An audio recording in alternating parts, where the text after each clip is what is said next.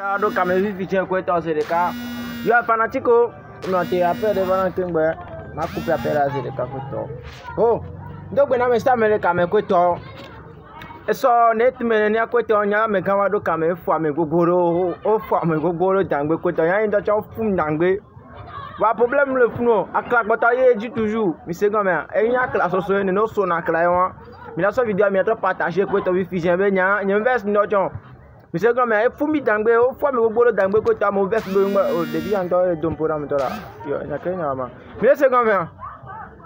Wa mim demegbo ko, mim ko to ngbe dominer 100%. Mi ko to soit clair. Mi ko to partager be nu ko to parce que mi feel ne.